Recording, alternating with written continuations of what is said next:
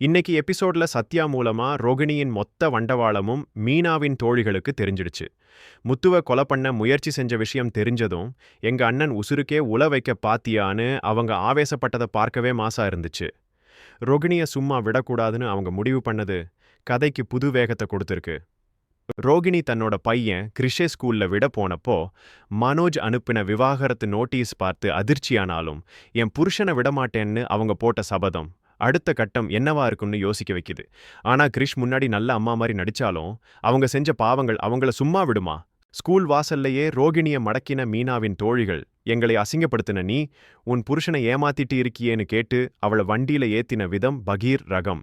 வழியெல்லாம் போட்டு அடிச்சு முத்து கார் செட்டுக்கு ரோகிணியை இழுத்துட்டு போனப்போ இத்தனை நாள் அவங்க பண்ணுன துரோகத்துக்கு கிடைச்ச சரியான தண்டனையாதான் தெரிஞ்சுது. விஷயம் தெரியாம அங்க வந்த முத்துவும் மீனாவும் அடி வாங்கிட்டு நிக்கிற ரோகிணிய பார்த்து அதிர்ச்சி ஆனாங்க. இவள் சும்மா விடாதீங்க, கால்ல விழுந்து மன்னிப்பு கேட்க சொல்லுங்கன்னு தோழிகள் கொந்தளிச்சப்போ முத்துவும் மீனாவும் தடுமாறினாலும் ரோகிணிக்கு இது தேவைதான்னு ஆடியன்ஸ் மனசுல தோணிடுச்சு. அடி வாங்கிய கையோட ரோகிணி நேரா மனோஜ் கிட்ட போய் முத்துவும் மீனாவும் என்னை அடிச்சிட்டாங்கன்னு புதுசா ஒரு நாடகத்தை ஆரம்பிச்சாங்க. ஆனா மனோஜ், நீ என் தம்பிய கொல்ல பார்த்தவ, உனக்கு இதுவும் வேணும் இன்னும் வேணும்னு சொல்லி விரட்டி அடிச்சது வேற லெவல் சம்பவம். மனோஜ் இப்போதான் தெளிவா யோசிக்கிறாரு.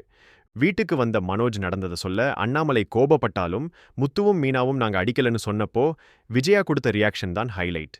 எனக்கு தெரிஞ்சிருந்தா நானும் சேர்ந்து அடிச்சிருப்பேன்னு விஜயா சொன்னப்ப ரோகிணி மேல அவங்களுக்கு எவ்வளோ கோபம் இருக்குன்னு புரிஞ்சுது. இப்போ ரோகிணிக்கு எல்லா பக்கமும் நெருக்கடி.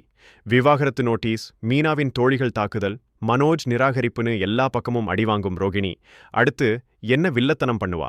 இல்ல கிரிஷை வச்சு ஏதாவது சென்டிமெண்ட் நாடகம் ஆடுவாளா? உங்க கருத்தை கமெண்ட்ல சொல்லுங்க.